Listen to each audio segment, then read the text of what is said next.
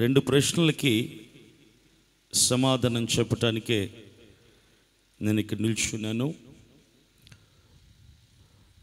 శ్రమలు వచ్చినప్పుడు ఎక్కడికి వెళ్ళాలి? శ్రమలు తీరిపోయాక ఎక్కడికి వెళ్ళాలి? ఈ రాత్రికాలపు వర్తమానం అదే. 9:30 అవుతుంది టైం. కరెక్ట్గా 1 గంట వ్యవధిలో నేను ముగించడానికి నా సాయశక్తుల నేను ప్రయత్నం చేస్తాను. శ్రమలు కలిగినప్పుడు ఎక్కడికి వెళ్ళాలి? శ్రమలు తీరిపోయాక ఎక్కడికి వెళ్ళాలి? ఈ రెండు కాకుండా 3వ వర్గ ప్రజలు ఉంటారు. ఈ మధ్య సోషల్ మీడియా బాగా వాడుకలోకి వచ్చినప్పటి నుంచి పనికిమాలిన వాళ్ళు చాలామంది ఎక్కువైపోయారు.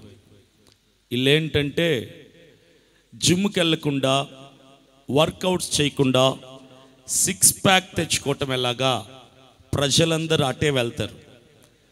కష్టపడకుండా డబ్బు సంపాదించటం ఎలాగా ప్రేక్షకులందరూ వాటినే చూస్తారు.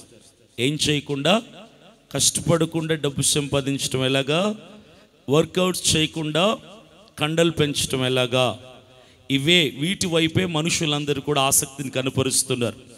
అయితే క్రైస్తవ సమాజంలో పాస్టర్ గారు శ్రమలు వస్తే ఎక్కడికి వెళ్ళాలి? బాగుంది. శ్రమలు తీరిపోయాక ఎక్కడికి వెళ్ళాలి? ఇది కూడా చాలా బాగుంది. ఈ రెండు కాకుండా శ్రమలు రాకుండా ఉండాలంటే ఏం చేయాలి చెప్తారా? శ్రమలు రాకుండా ఉండాలంటే ఏం చేయాలి చెప్తారా? చెప్తాను.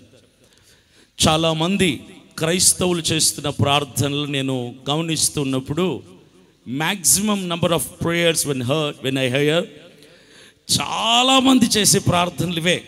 ప్రభువా, నా కష్టాలను తీసేవా, నా కన్నీళ్ళని తీసేవా, నా బాధలను తీసేవా, నా అప్పుల్ని తీసేవా, నా వల్ల కావట్లేదయ్యా వీటన్నిటిని ఎదుర్కోవటం, నా వల్ల కావట్లేదు వీటితో పోరాటం, వీటన్నిటిని తీసేవా అని ప్రార్థన చేస్తుంటారు. మీలో కూడా చాలామంది ఆ బ్యాచ్ ఉంటారు. శ్రమలు, కష్టాలు, కన్నీళ్ళు, బాధలు, ఇరుకులు, ఇబ్బందులు, అవమానాలు, నిందలు, వేదనలు, ఆవేదనలు తీసేవా ప్రభా అని ప్రార్థన చేస్తారు. అయితే మీలో చాలామంది చేసే ప్రార్థన దేవుడు విండు కాబట్టి సరిపోయింది. పొరపాటున ఒకవేళ దేవుడే కనుక మీ ప్రార్థననే కనుక విన్నాడు అనుకోండి, దేవుడు చాలా మంచోడు, చాలా మంచివాడు కాబట్టి ప్రార్థనకి జవాబునిస్తాడు. ఒకవేళ మీరు చేసిన ప్రార్థన దేవుని చెవిన పడితే ఆ ప్రార్థన విన్న దేవుడు ఆమేన్, సరే అలాగే పో అన్నాడు అనుకోండి, జరిగేది రెండే. మీరు చేసిన ప్రార్థన కష్టాలు తీసేయి ప్రభా, శ్రమలు తీసేయి ప్రభా, కన్నీళ్ళు తీసేయి ప్రభా. దేవుడు సరే అన్నాడు అనుకోండి, 2 జరుగుతాయి. మొదటిది ఏంటో తెలుసా? శ్రమలు, కష్టాలు, బాధలు, ఇరుకులు, ఇబ్బందులు ఇవేవి లేనోళ్ళు మొదటగా పిచ్చాసుపత్రిలో ఉంటారు. రెండోది, శ్రమలు, కష్టాలు, బాధలు, ఇరుకులు, అప్పులు, నిందలు ఇవేవి లేనోళ్ళు సమాధుల్లో ఉంటారు. ఇప్పుడు దేవుడు కనుక మీ ప్రార్థన వినేసి సర్లేరా శ్రమలు తీసేయాలంతే కదా అని ఆయన కరుణ చూపించాడు అనుకో, అయితే పిచ్చాసుపత్రులు పడిపోతావు, లేదా సమాధుల్లో ఉంటావు. ఎక్కడికి వెళ్ళాలో చాయిస్ నీదే, మీ ఇష్టం.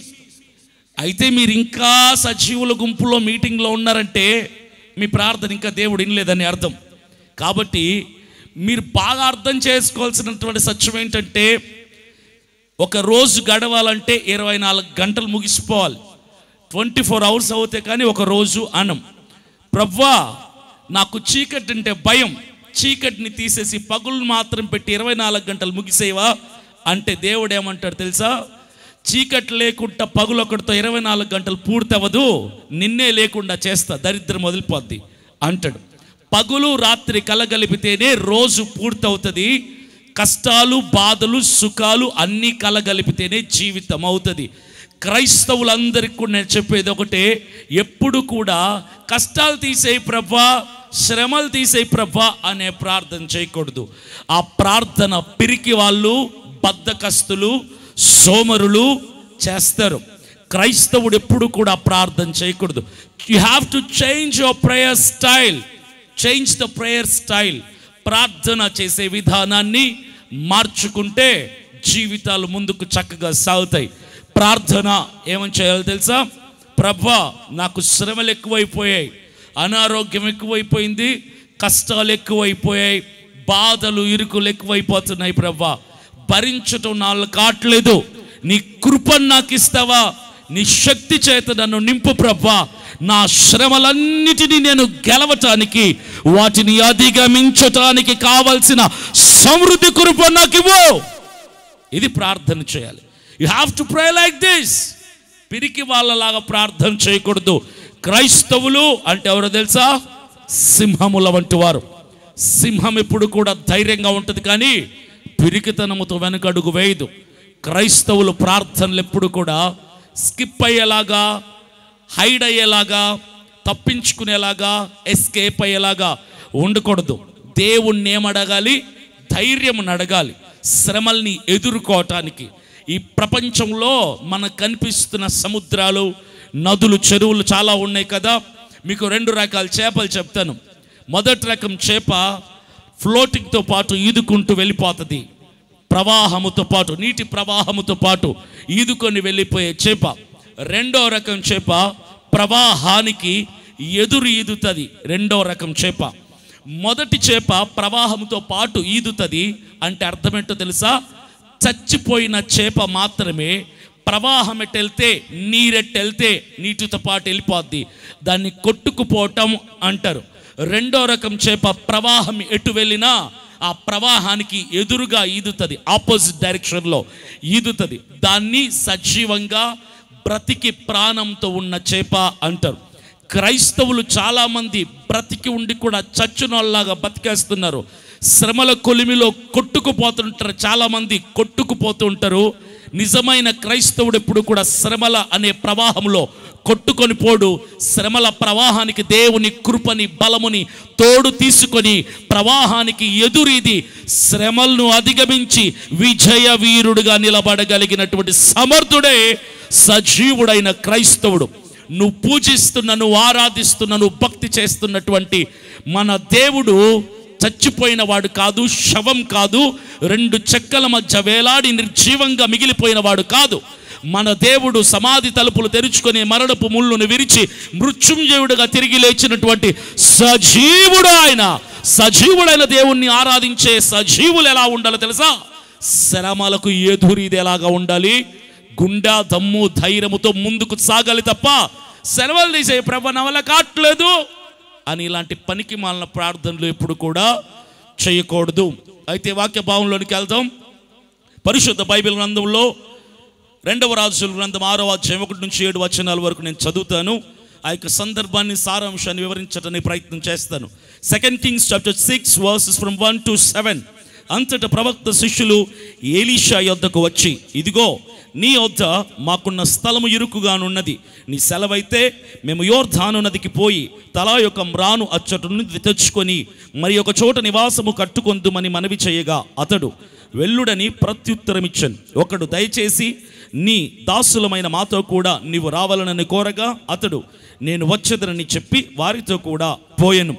వారు యోర్దానుకు వచ్చి మ్రానులు నరుకుచుండిరి. ఒకడు దూలము నరుకుచున్నప్పుడు గొడ్డలి ఊడి నీటిలో పడిపోగా వాడు, అయ్యో నా ఏలినవాడా, అది ఎరవు తెచ్చుకున్నది మొరపెట్టను గనుక ఆ దైవజనుడు అదెక్కడ పడెనని అడిగెను. వాడు అతనికి ఆ స్థలమును చూపించగా అతడు కొమ్మ ఒకటి నరికి నీళ్ళల్లో వేయగా గొడ్డలి తేలెను. అతడు దాన్ని పట్టుకొనమని వారితో చెప్పగా వాడు తన చెయ్యి చాచి దానిని పట్టుకొనెను. అయితే ఎలీషా అన్నటువంటి ఒక దైవజనుడు, ఒక ప్రవక్త ఉన్నాడు. ఆ ఎలీషా దైవజనుడి దగ్గర, ఆ ప్రవక్త దగ్గర చాలామంది శిష్యులు తర్ఫీదు అవుతూ ఉన్నారు. Many of the disciples were getting trained from him. ఆయన నుంచి చాలామంది ట్రైనింగ్ అవుతున్నారు, తర్ఫీదు పొందుతున్నారు ఆ దైవజనుడి దగ్గర. అయితే వాళ్లకు రాకూడదు అనుకున్నటువంటి ఒక కష్టం వచ్చింది. వాళ్లకు కష్టం వచ్చినప్పుడు ఆ కష్టాన్ని వాళ్ళలో వాళ్ళు చెప్పుకొనక, సనుగు కొనక, బాధపడక, వారికి కలిగినటువంటి ధైర్యం ఏంటో తెలుసా? మాకు ముందు ఒక దైవజనుడు ఉన్నాడు, మాకు పైగా ఒక దైవజనుడు ఉన్నాడు, మా కష్టాన్ని మేము చెప్పుకోవటానికి మాకంటే ఒక పెద్ద ఉన్నాడు, ఆయనకి కష్టాన్ని చెప్పుకుంటే మాకు పరిష్కారం దొరుకుతుంది అన్నటువంటి ఆలోచన చేత కష్టంలో దైవజనుడి దగ్గరికి వెళ్ళారు. నీ జీవితంలో కష్టం వచ్చినప్పుడు, when you face trouble in your life, when you face tribulation in your life, where you are going, to whom you are sharing, ఎక్కడికి వెళ్తున్నావు నీకు కష్టం వచ్చినప్పుడు, ఎవరితో పంచుకుంటున్నావు నీకు బాధ కలిగినప్పుడు. చాలామంది మనుషులందరూ కూడా కష్టం కలగగానే పక్కింటోళ్ళ దగ్గరికి, తోబుట్టువుల దగ్గరికి, ఎదురింటోళ్ళ దగ్గరికి, కొలీగ్స్ దగ్గరికి, నైబర్స్ దగ్గరికి వెళ్ళి కష్టాలని పంచుకుంటే ఒరిగిపోద్ది, తరిగిపోద్ది అనుకుంటారు. కానీ జరిగేది ఏమీ కూడా ఉండదు. నీ చుట్టూ ఉన్న మనుషులు ఎవరు కూడా నీ కష్టాన్ని తీర్చలేరు, నీ కన్నీటిని తొడలేరు.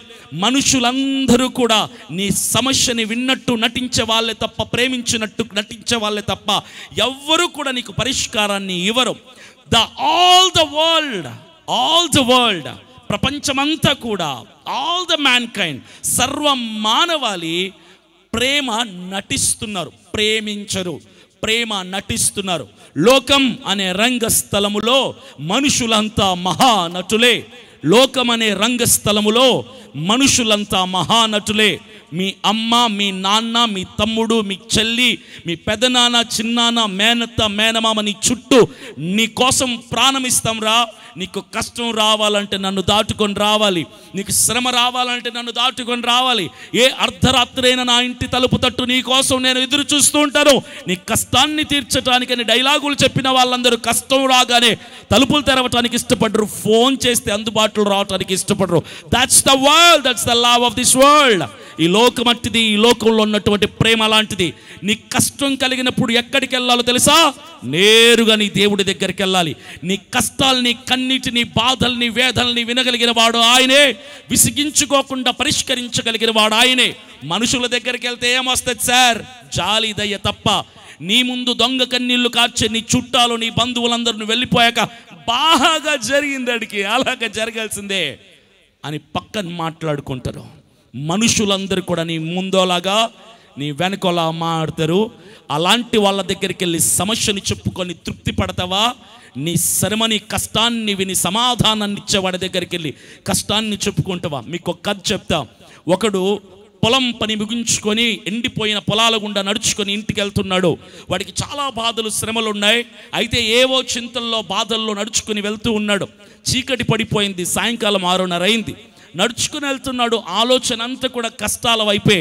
నడుచుకుని వెళ్తున్న వాడికి కింద రోడ్డు అర్థం కాల. నడుచుకుని వెళ్తుంటే అనుకోకుండా అడుగు వెయ్యని చోట వేశాడు. అది 20 అడుగుల లోతున్నటువంటి ఎండిపోయిన బావి. అడుగు వేశాడు, కళ్ళు తెచ్చేసరికి 27 లోతు పడిపోయాడు. ఎండిపోయిన బావిలో పడిపోయాడు. చుట్టూ చూశాడు, పైకి ఎక్కటానికి తాడు లేదు, మెట్లు కూడా లేవు, పట్టుకోవటానికి గోడకి ఏ సపోర్ట్ లేదు. There was no any source to climb that well. ఆ బావిని ఎక్కటానికి ఏ ఆస్కారం కానీ, ఏ ఆధారం కానీ అతనికి లేదు. సహాయం కోసం కేకలేస్తున్నాడు. సార్, ఎవరన్నా ఉన్నారా? నా అరుపు వినపడుతుందా? ఎవరన్నా నన్ను బయటికి తీయండి సార్ అని కేకలేస్తున్నాడు. అప్పటికే చీకటి పడిపోతుంది. వాడు అనుకున్నాడు, ఇక నేను చచ్చిపోతాను ఈరోజు, ఇది నా చివరి రోజు అనుకున్నాడు. ఆలోగు రోడ్డు మీద ఆ పొలం గుండా నడుచుకుంటున్న మరొక వ్యక్తి వచ్చాడు. వచ్చి ఆ బావిలోకి చూసి అన్నాడు, సార్ ఇదిగో నేను వచ్చా, భయపడద్దు, నిన్ను నేను బయటికి తీస్తాను అనగానే బావిలో అప్పటికే ప్రాణం మీద ఆశ కోల్పోయిన వాడికి కొండంత ఆశ కలిగింది. పైనున్న వాడి వైపు చూడగానే వాడు అలా సాగిలపడి బావిలోకి చెయ్యందించాడు. చేతిని పట్టుకొని బయటికి రా అంటే లోపలున్నవాడు ఒక 5.5 అడుగు, వాడు చెయ్య 2 అడుగులు, మొత్తం కలిపితే 7 అడుగులు. పైనున్న వాడి చెయ్యకు 2 అడుగులు, మొత్తం కలిపితే 9 అడుగులు. వీరిద్దరికి మధ్య గ్యాప్ ఎంతో తెలుసా? 11 అడుగులు. పైనున్న వాడి చెయ్యిని లోపలున్నవాడు అందుకోవాలంటే 11 అడుగుల ఎత్తు ఎగిరితే ఆ చెయ్యి పట్టుకొని బయటికి రాగలడు. 11 అడుగులు అంటే నేల నుంచి దాదాపుగా దీనికంటే హైట్. అంత ఎత్తు ఒక మనిషి ఎగరగలడా? ఎగరలేడు. పైనున్నాడు అంటున్నాడు, బాబు పట్టుకో, నీకోసమే నేను వచ్చా, నీకు హెల్ప్ చేయటానికే నేను వచ్చా, నిన్ను బయటికి తీయటానికే నేను వచ్చా. నువ్వు అరుస్తున్న అరుపులు నన్ను నీ వైపుకు నడిపించాయి, రా బయటికి అని అరుస్తుంటే లోపలున్నాడు ఎగరటానికి ప్రయత్నం చేసి గంతి గంతి గంతి గంతి ఎగిరి ఎగిరి శక్తిని కోల్పోయి స్పృహ తప్పి అన్కాన్షియస్ స్టేజ్లో అలా కుప్పకూలి పడిపోయాడు. కుప్పకూలి పడిపోతున్నప్పుడు అలా కళ్ళు మూస్తూ పైన నన్ను చూసి అనుకున్నాడు, సార్ మీరు చాలా ప్రేమ గల వాళ్ళు, నేనే మీ చెయ్యిని మీ సహాయాన్ని అందుకోలేకపోయాను, తప్పు నాదే అనుకుంటూ మనసులో అలా కుప్పకూలి పడిపోయాడు. ఇప్పుడు నేను మిమ్మల్ని అడుగుతున్న ప్రశ్న ఏంటో తెలుసా? పైనున్నోడు మంచోడా చెడ్డోడా? చెప్పండి అమ్మా, ఏదోటి మాట్లాడకుండా అలా శివగ్రహాల్లా సైలెంట్గా ఉన్నారంటే. మంచోడా చెడ్డోడా? మంచోడు అన్నోళ్ళు చేతులు ఎత్తండి. చెడ్డోడు అన్నోళ్ళు చేతులు ఎత్తండి. ఎందుకు చెడ్డోడు చెప్తారా? అంటే కొంచెం స్పెషల్గా చెప్తే బాగుంటుందని చెడ్డోడు కోసం చేయిస్తారు చాలామంది. చాలామంది మంచోడు అనుకున్నారు కదా. సమాజం అంతా మీకులాగానే ఉంది.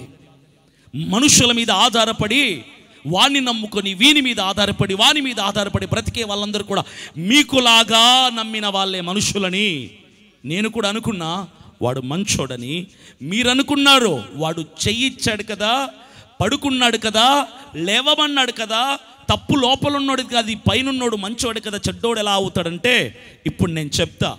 పైనున్నోడు చెయ్యిచ్చాడు, వాడు లేవగానే ఆ చెయ్యిచ్చినోడి పక్కన 20 అడుగుల నిచ్చెన ఒకటి ఉంది. 20 అడుగుల నిచ్చెన ఒకటి ఉంది. నిజంగా పైనున్నోడికి లోపల ఉన్న వాడిని బయటికి తీసుకురావాలంటే వెయ్యాల్సింది చెయ్యి కాదు, వెయ్యాల్సింది నిచ్చెన. ఆ నిచ్చెన్ని పక్కకు నెట్టేసి వాడు చెయ్యి ఇచ్చాడు. వాడికి కావాల్సింది ఏంటో తెలుసా? ప్రేమ నటించడం కావాలి, ప్రేమ నటించడం కావాలి. మీ మనస్సులో ముద్రనేసారు మీ వాళ్ళందరూ. ఏమన్నా తెలుసా?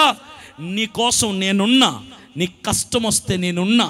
నిజంగా కష్టం వచ్చినప్పుడు నీ చుట్టూ ఎవ్వడు నిలబడ్డు. మనుషులంతా కూడా ప్రేమ నటిస్తారు తప్ప నిన్ను నిన్ను నువ్వుగా ప్రేమించే మనుషుడి భూమి మీద ఎక్కడా కూడా లేనేలేడు. There's no man who can show the true love upon you. నీ మీద నిజంగా స్వచ్ఛమైన ప్రేమ, నిష్కల్మషమైన ప్రేమ, నిస్వార్థమైన ప్రేమను చూపించగలిగినటువంటి నరుడెవడు భూమి మీద లేనందుకే లేఖనం ఇలాగ సెలవిస్తుంది. కీర్తనలు 118, 8-9 వాక్యాలు. Psalms 118-9 verses. It's better to trust in the Lord than to put your confidence in the man and princess. మనుషులను నమ్ముకున్నట్టు కంటే, రాజులను నమ్ముకున్నట్టు కంటే యెహోవాని ఆశ్రయించుట. అమ్మా చదివేశాను, మీరు ఇప్పుడు బైబిల్ తెరుస్తున్నారు. ఇంకా అయిపోయింది. మీరు శుభ్రంగా నా వైపు చూశారనుకోండి, టకా చెప్పేసి అంతో ఇంత మీ మదిలో నింపేసి వెళ్ళిపోతాం. మీరు బైబిల్ చదవాలనుకుంటే ఇంట్లో చదవండి, అది మీకు ఉపయోగపడుద్ది. సభల్లో చదవాలని ప్రయత్నం చేశారనుకోండి, ప్రసంగం మిస్ అయిపోతారు. దేవుని మీద ఆధారపడాలి. ఎక్కడ? మనుషులను నమ్ముకోవటం కంటే, రాజులను నమ్ముకోవటం కంటే, అధికారులను నమ్ముకోవటం కంటే, కుటుంబీకులను నమ్ముకోవటం కంటే, నీ కొలీగ్స్ నమ్ముకోవటం కంటే, నీ బిడ్డలను నమ్ముకోవటం కంటే ఎవరి మీద ఆధారపడితే మంచిది? యెహోవాని ఆశ్రయిస్తే నరులందరికీ కూడా మేలు. It's better all the time to alive to trust in the lord creator. సృష్టికర్త అయిన దేవాతి దేవుని యందు నమ్మిక ఉంచిన వాడు మోసపోయినట్టు చరిత్రలో భూమి పుట్టినప్పటి నుంచి ఇప్పటి వరకు ఎక్కడా కూడా లేదు. There's none who was cheated by the Lord creator in this world. దేవుడు నన్ను మోసం చేశాడని చెప్పే మనిషి లేడు, సాక్ష్యం ఇచ్చే నోరు లేదు. దేవుని మీద ఆధారపడు. నీ మనుషులందరూ కూడా నట్టేట నిన్ను ముంచేసి వెళ్ళిపోతారు, కానీ ఒక్క దేవుడే నమ్మిన నీ చెయ్యి పట్టుకొని నీ వెన్ను తట్టి ప్రోత్సహించి ఓటమి అంచుల్లో ఉన్న నిన్ను విడిపించే హైవే మార్గాన్ని వేస్తాడు, విజయ పదాన్ని వేసి ఆయన నిన్ను విజేతగా నిలబెట్టగలిగిన సమర్థుడు ఆయన. ఆయన యందు నమ్మిక ఉంచిన ఎవడు కూడా అవమానపడినట్టు చరిత్రలో లేదు. మీ పక్కనున్న వాళ్ళకి సెకండ్ ఇచ్చే మాట చెప్పండి ఒకసారి. దేవుని మీద ఆధారపడు, నువ్వెప్పుడు అవమానపరచబడవు. ఇప్పుడు మీకు మీరు చెప్పుకోండి, నేను నా దేవుని మీద ఆధారపడతాను, నేనెప్పుడు అవమానపరచబడను. అవమానమందను నేను అబ్బానే నీ బిడ్డను, యేసయ్యా నేనీ మీదను ఎన్నడూ అవమానముందను నేను ప్లేయర్స్ లేరు, పాడడం అనవసరం. ఇక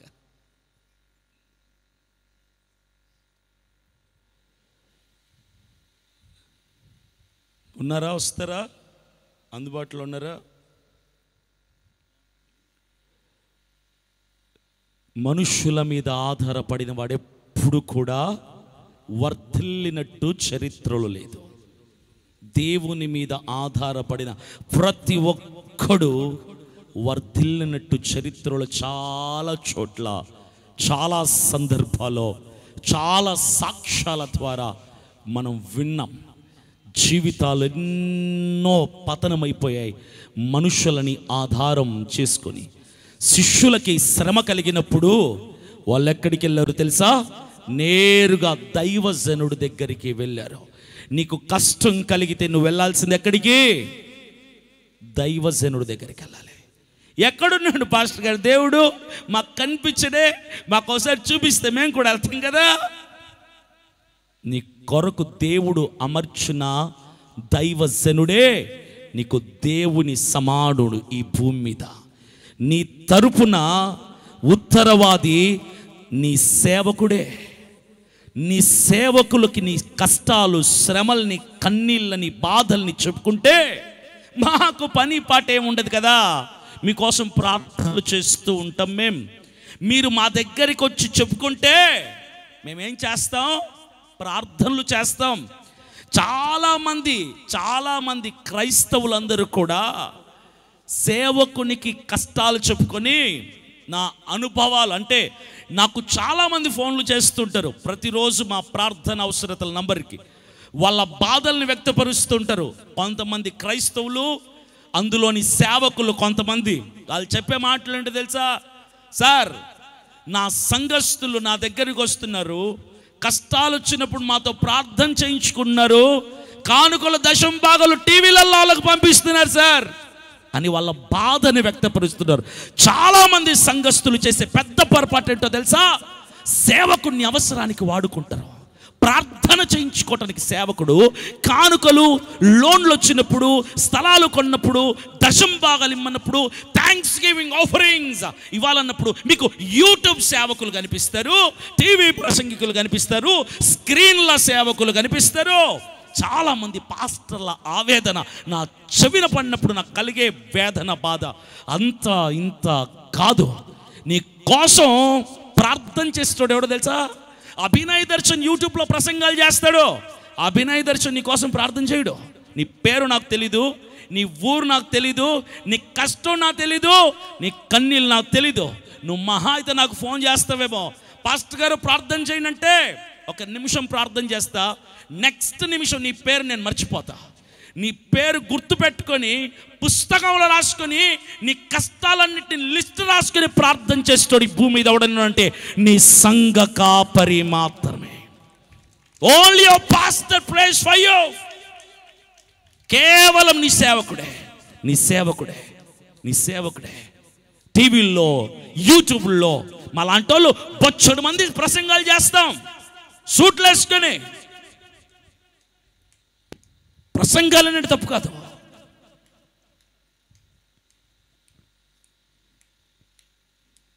గేదెకి గడ్డి పెడితే, గేదెకి నేను గడ్డి వేసాను అనుకో, నా గేదెకి ఆ పాలు ఎవడికి ఇస్తుంది? ఎవడు తాగాలి? ఆ ఎవడు పిండాలి? నాకే కదా. దాన్ని పోషించటం నేనైతే నాకే కదా ఇవ్వాలి. గేదెకి వద్దులే. ఓసారి ఇదే చెప్తే ఒక పల్లెటూరులో సువార్తకి వెళ్ళినప్పుడు, అంటే మేము గేదెలమా అని ఫీల్ అయిపోయారంట. ఒక కోడిని పెంచితే గింజలేసి, ధాన్యాలేసి, బాదం పప్పు, పిస్తా పప్పులు వేసి పెంచితే అది నాకు కదా గుడ్డు పెట్టాల్సింది. పక్కింటోడి ఇంటికి వెళ్ళి గుడ్డు పెట్టిందంట, ఆమ్లెట్ వేసుకొని బాగుంటుంది అని. ఏమంటారు దాన్ని? కృతజ్ఞత లేని కోడి, దొంగ కోడి. నేను కదే నీకు తిండి పెట్టింది, నేను పెట్టిన ధాన్యాన్నంతా బాగా తిని పక్కింటోడికి ఆమ్లెట్ ఎత్తావా? సిగ్గులేదు నీకు? పాస్టర్ గారి దగ్గర ఆత్మీయ ఆహారాన్ని బాధి, మా పాస్టర్ గారు చాలా బాగా చెప్తాడు వాక్యం అని నీ కష్టార్జితాన్ని తీసుకెళ్ళిపోయి ఎవడో టీవీలో వాడికి యూట్యూబ్లో వాడికి వేస్తారంటే నీ కష్టాల కోసం ప్రార్థన చేస్తాడు ఎవడు? నేను కాదు, ఇంకోడెవరో కాదు. ప్రతి సంఘానికి ఒక కాపరి ఉంటాడు. ఆ కాపరి దేవుడు ఎన్నుకొని ఏర్పరచుకొని మీ కొరకు నియమించాడు. ఆ ఒక్క సేవకుడే మీ కొరకు కన్నీళ్లు విడిచేది, మీ కొరకు ఉపవాసాలు ఉండేది, మీ కొరకు అప్పులు చేసి ఇలాంటి సభలు పెట్టేది, మీ కుటుంబాల కోసం ఏడ్చేది, మీ ఆరోగ్యాల కోసం ఏడ్చేది ఆ ఒక్క సేవకుడే, ఆ ఒక్కడే. ఎక్కడెక్కడో తిరిగేసి అదేదో జరుగుతాయి, వాళ్ళేమో చేస్తారని ఎప్పుడు వీళ్ళ మీద ఆధారపడతావు. నీకోసం ఒక దైవజనుడిని దేవుడు నియమించినప్పుడు నీతి నిజాయితీ పరులైతే అక్కడ కట్టుబడి ఉండి మీ కష్టార్జితమైన, మీ ప్రార్థన విన్నపములైనా, మీ శ్రమలైనా, మీ అవమానాలైనా ఆ సేవకుడితో పంచుకోండి. ఆ సేవకుడి సంఘాల్లో విత్తండి. That's your responsibility. శిష్యులకు కష్టం వస్తే ఎక్కడికి వెళ్ళారు? వారి దైవజనుడి దగ్గరికి వెళ్ళారు, వారి నాయకుడి దగ్గరికి వెళ్ళారు, వారి పైన ఉన్నటువంటి లీడర్ దగ్గరికి వెళ్ళారు. పక్కనుడి దగ్గరికి వెళ్ళా, మాకంటూ ఒక దైవజనుడు ఉన్నాడు కదా అని అక్కడికి వెళ్ళారు. మీకు కష్టం వస్తే ఎక్కడికి వెళ్ళాలి? నేరుగా దైవజనుడి దగ్గరికి. ఆయన ఏం చేస్తాడు? మీ ప్రార్థన విన్నపాలని, విజ్ఞాపాలన్నిటినీ అక్కడికి చేరుస్తాడు. అక్కడెప్పుడైతే చేరుతాయో ఆ శ్రమలన్నిటినీ, ఆ విజ్ఞాపనలన్నిటినీ, ఆ మనవులన్నిటినీ విన్న దేవుడు ఎవరైతే ఆ కష్టాలని రాయించాడో, చెప్పుకున్నారో వారిని అవమానపరచనివాడు. అవమానమందను నేను, అబ్బానే నీ బిడ్డను, యేసయ్యా నీ బిడ్డను, ఎన్నడు అవమానమందను నేను. చప్పట్లు. అవమానమందను నేను, అబ్బానే నీ బిడ్డను, యేసయ్యా నీ బిడ్డను, ఎన్నడు అవమానమందను నేను.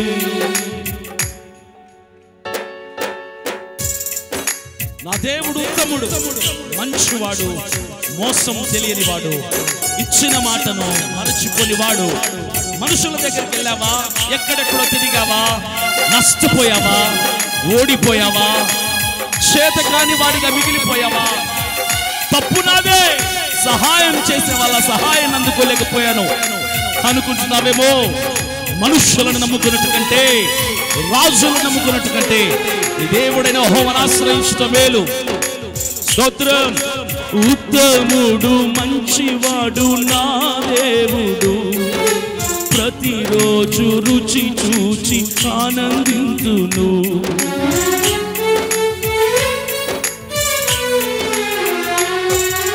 ఉత్తముడు, మంచివాడు నా దేవుడు, ప్రతిరోజు రుచి చూచి ఆనందింతును. యథార్థముగా ఆరాధించేదను, యథార్థముగా ఆరాధించేదను. ఏ మేలు నాకు కొదువ చేయడు, ఏ మేలు నాకు కొదువే చేయడు. అందుకే అవమానమందను కలిసి పాడదాం అందరం, చెప్దాం. అబ్బా నీ బిడ్డను, యేసయ్యా నీ బిడ్డను, ఎన్నడు అవమానమందను నేను. ఆయన కన్నులు ఎప్పుడు నీతిమంతులను చూస్తున్నాయి, నీతిమంతుల మరణం ఆయన కన్నులు ఆలకిస్తున్నాయి. నా ప్రియ సోదరి సోదరుడా, నీ సేవకుడు కార్చే కన్నీలు నీ కోసం నా ప్రభు పాదాల చెంతకు చేరగానే నా దేవుడు సంధిస్తాడు, నీకు సమాధానం ఇస్తాడు. స్తోత్రం.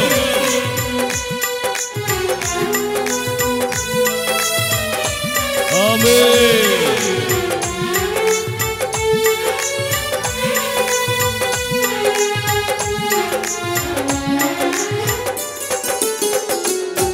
నీ కన్నులు నీతిమంతుని చూచుచున్నవి, నీ చెవులు మా ప్రార్థనలు వినుచున్నవి.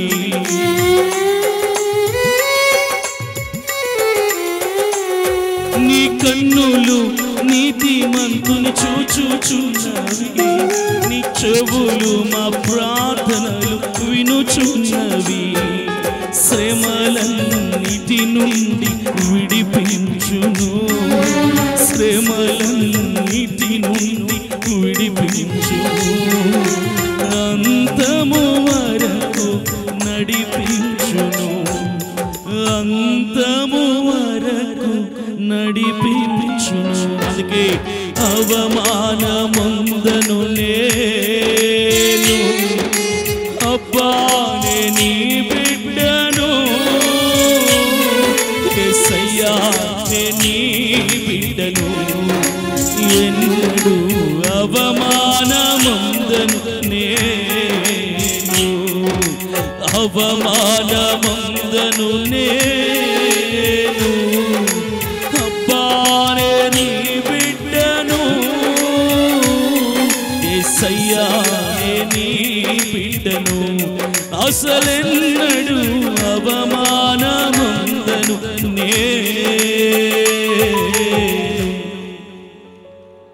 I never feel shy, my Lord. You are there for me to hear my praise, to make a way before me where there is no way. మార్గం లేని చోట మార్గాన్ని సరళం చేయు నా దేవా. ఇక నుంచి నీ దగ్గరికి నేను వస్తా. కష్టం కలిగితే నీ దగ్గరికి వస్తా, శ్రమ కలిగితే నా దైవజనుడి దగ్గరికే వెళ్తా, బాధ కలిగితే సంఘానికే వస్తా. క్రైస్తవులు శ్రమ కలిగినప్పుడు ఎక్కడికి వెళ్ళాలి? దేవుని సన్నిధానానికి, మనుషుల దగ్గరికి వెళ్ళకూడదు. ఆ శిష్యులు ప్రభు దగ్గరికి వెళ్తే ఆయన అన్నాడు, చెప్పండి బాబు మీ ప్రాబ్లం ఏంటంటే, అయ్యా దైవజనుడా, మేము మీ దగ్గర ఉన్నటువంటి చోటు మాకు చాలా ఇరుకుగా అనిపిస్తుంది.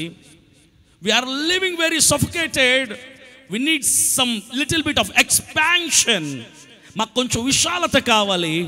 మీరు అనుమతినిస్తే, మీరు పర్మిషన్ ఇస్తే మేము కాస్త అలా యోర్దాను నది తీరానికి వెళ్ళి కొన్ని చెట్ల యొక్క కొమ్మల్ని నరుక్కొని వచ్చి విశాలమైన కట్టడాన్ని ఏర్పాటు చేసుకుంటామంటే ఆ దైవజనుడు అన్నాడు, క్రైస్తవుల ఆశల్ని దేవుడు ఎప్పుడు కాదంటూ.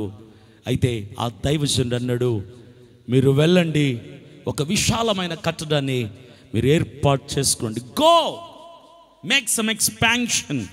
ఈరోజు నీ జీవితంలో ఎక్కడ ఇరుకుగా ఉందో, వేర్ యు నీడ్ ఎక్స్పాన్షన్, నీ ఇల్లు ఇరుకుగా ఉందా, నీ ఉద్యోగం ఇరుకుగా ఉందా, నీ సంపాదన ఇరుకుగా ఉందా, నీ ఆలోచన స్థితి ఇరుకుగా ఉందా, వేర్ యు వాంట్ ఎక్స్పాన్షన్, ఎక్కడ నీకు విశాలత కావాలి? నీ సంఘ సరిహద్దుల విశాలత కావాలా? నీ కుటుంబ సరిహద్దుల విశాలత కావాలా? ఎక్కడ నీకు విశాలత? Where you need expansion. Are you waiting for the promotion? విశాలత ఉద్యోగంలోనా, వ్యాపారంలోనా, కట్టడంలోనా, నిర్మాణంలోనా, ఇంటిలోనా, ఆలోచనలోనా? Where you need expansion. ప్రతి సరిహద్దుని విశాలపరచగలిగినటువంటి సమర్థుడు ఎవడైనా ఉన్నాడంటే నా క్రీస్తు యేసు ప్రభువులు వారు మాత్రమే. He is the only one who can expand all the borders in our lives. మన జీవితాల్లో ఉన్నటువంటి ప్రతి సరిహద్దుని విశాలపరచగలిగినటువంటి దేవుడు ఆయనే. He is the only one. నీకు అనుమతినివ్వగలిగిన వాడు ఆయనే, విశాలపరచగలిగిన వాడు ఆయనే.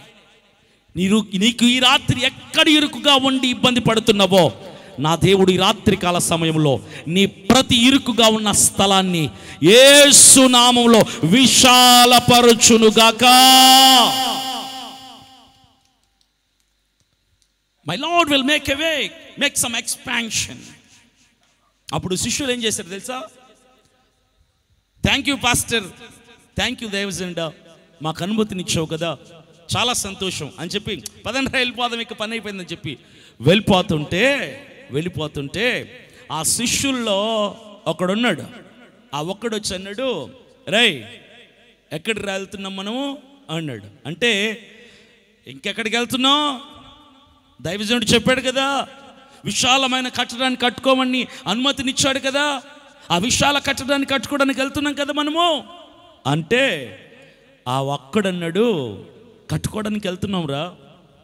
అనుమతినిచ్చింది ఎవరు? దైవజనుడు ఇచ్చాడు. అనుమతినిచ్చింది దైవజనుడా?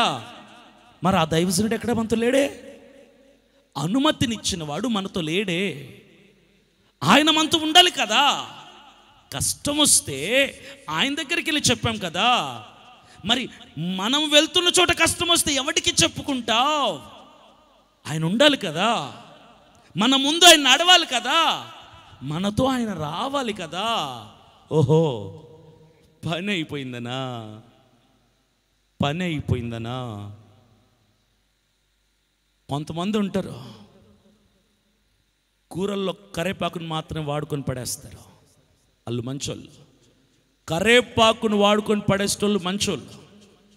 కొంతమంది ఉంటారు, రే కూరలో కరివేపాకును వాడుకున్నట్టు వాడుకున్నావు కదరా నన్ను, అవసరానికి వాడుకొని వదిలేసావు కదరా నన్ను, నువ్వు బాగుపడావు, నువ్వు నాశనం అయిపోతావు, అవసరానికి వాడుకొని వదిలేసావురా నన్ను అంటాడు. ఈ రెండు రకాలు. మూడో జాతి ఒకటి ఉంటుంది, మహా పనికిమాలిన జాతిది. వీళ్ళు ఎవరిని ఆడుకొని వదిలేస్తారు తెలుసా? దేవుణ్ణి.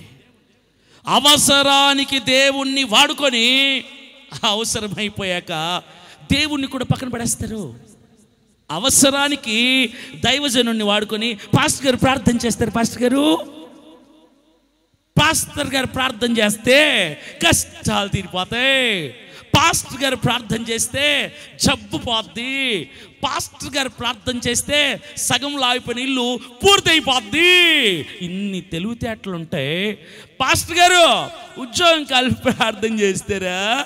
మాకు పని పాట ఉండదు కదా. సర్లే అమ్మ ప్రార్థన చేస్తాంలే, దేవుడు మంచి ఉద్యోగం ఇస్తాడులే. పాస్టర్ గారు పెళ్ళై 10 సంవత్సరాలు అయిందండి, ప్రార్థన చేస్తారు సంతానం కోసం. సరే చేస్తాం, దేవుడు మంచి కుమారుణ్ణి ఇస్తాడులే, వెళ్ళు. పాస్టర్ గారు చికెన్ కొట్టు పెట్టానండి, నష్టాల్లో ఉంది, ఆదివారం కూడా వ్యాపారం జరగట్లేదండి, ప్రార్థన చేస్తారా? ప్రార్థన చేస్తానులే కానీ చక్కగా వ్యాపారం వర్ధిల్లుతుంది, వెళ్ళు. పాస్టర్ గారు ఉద్యోగం లేదు, పాస్టర్ గారు ప్రార్థన చేస్తారా?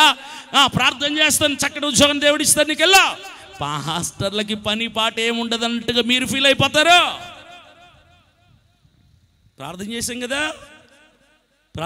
కదా, ఉద్యోగం కోసం అడిగినోడికి ఉద్యోగం వచ్చింది. పెళ్ళై 10 సంవత్సరాలు పిల్లలు పుట్టినవాడికి పిల్లలు పుట్టించారు. ఆదివారం కూడా చికెన్ కొట్టు సరిగా జరుగునోడికి చికెన్ కొట్లు విపరీతంగా జనం పడిపోయారు. అన్నీ వచ్చేసాయి, అన్నీ జరిగిపోయాయి. పాస్టర్తో పని అయిపోయింది. ఇప్పుడు పాస్టర్తో పని అయిపోయింది. ఉద్యోగం వచ్చినోడు చర్చికి రాట్లా, చికెన్ కొట్టోడు చర్చికి రాట్లా, ఆ బిడ్డలు లేనాడు బిడ్డలు పుడితే ఆవిడ చర్చికి రావట్లేదు. పాస్టర్ గారు రోజు రోడ్డు మీద వెళ్తుంటే ఆ మహాభక్తి పర్రాలు కనపడింది. అవసరానికి ప్రార్థన చేయించుకున్న ఆవిడ పనికి మాలిన భక్తి పర్రాలు. పాస్టర్ గారు ఆవిడని చూసి, అమ్మా పాస్టర్ గారు ప్రైజ్ లాడండి, ఇప్పుడే మీ గురించి అనుకుంటున్నాండి. ఇవే కదా మీరు వేసే డైలాగులు. ఇప్పుడే అండి మీ గురించి అనుకుంటున్నా పాస్టర్ గారు. నా గురించి అనుకుంటున్నావు సరే, కానీ చర్చికి రావట్లేదంటే 5 నెలలు అయిపోతుంది, చర్చికి రావట్లేదు అంటే, అదే పాస్టర్ గారు మీరు ప్రార్థన చేశారు కదా, మీరు ప్రార్థన చేస్తే ఈ సచ్చినోడు పుట్టాడండి, ఈ సచ్చినోడు పుట్టినప్పటి నుంచి నాకు టైమే లేకుండా పోతుంది, ఆదివారం కూడా ప్రార్థనకి రాకుండా చేస్తున్నాను, ఈ సచ్చినోడు పుట్టాక నాకు టైమే కుదరట్లేదు. ఓహో అలాగా, మంచిది. ఇంకాస్త ముందుకెళ్ళక ఉద్యోగం లేనాడు ఉద్యోగం వచ్చింది కదా, అరే బాబు ప్రైజ్ లార్డ్ పాస్టర్ గారు, చాలా సంతోషం అండి, మీరు ప్రార్థన చేశారు కదా, ఉద్యోగం వచ్చి చాలా బాగుందండి, ఉద్యోగం చాలా సాటిస్ఫాక్షన్గా ఉంది, చాలా థ్యాంక్స్ తర్వాత కానీ చర్చికి రావట్లేదు, 4 నెలలు అయిపోతుంది. ఏంటి ఎక్కడ పాస్టర్ గారు ఆదివారం కూడా వర్క్ ఫ్రమ్ హోమ్ పెట్టేస్తున్నారు, ఆదివారం కూడా ఎక్స్ట్రా డ్యూటీస్ పెడుతున్నారు, ఓటీలు పెడుతున్నారండి, కుదరట్లేదు పాస్టర్, చాలా ట్రై చేస్తున్నాను కుదరట్లా. మంచిది చాలా. కాస్త ముందుకెళ్తే చికెన్ కొట్టడం, ఎరా చికెన్ కొట్టు జరగట్లేదని ప్రతి ఆదివారం మధ్యాహ్నం దాకా చర్చిలో కూర్చున్నాడు కదా ప్రార్థన కోసం, ఏ మధ్య రావట్లేదు 3 నెలల నుంచి, పాస్టర్ గారు మీరు ఏమని ప్రార్థన చేశాడో ఏమో, దేవుడు వినేసినట్టున్నాడు ప్రార్థన. నెక్స్ట్ ఆదివారం నుంచి జనాలు కిటకిటకిటకిటలాడిపోతుండ్రండి. స్టాఫ్ ఎంతమంది పెట్టినా నేనుంటే తప్ప పని అవ్వట్లేదు ఆదివారం, కాబట్టి కుదరట్లేదండి. ఓహో మంచిది మంచిది. అయితే బిడ్డల పుట్టక ముందే మేలనమాట, ఉద్యోగం రాకముందే మేలనమాట, వ్యాపారం నష్టాల్లో ఉన్నప్పుడే మంచిది. సరే సరే, ఎవరిలందరూ నమ్మక ద్రోహులు, విశ్వాసఘాతకులు, కృతజ్ఞతాహీనులు. మీ అందరి దృష్టిలో పాస్టర్ అంటే జోకర్ కదా, పాస్టర్ అంటే బఫూన్ గాడు కదా. మీ కోరికల కోసం ప్రార్థన చేస్తే పడుంటాడులే తర్వాత మర్చిపోతే అని వదిలేసి వెళ్ళిపోయేవాళ్ళు కదా.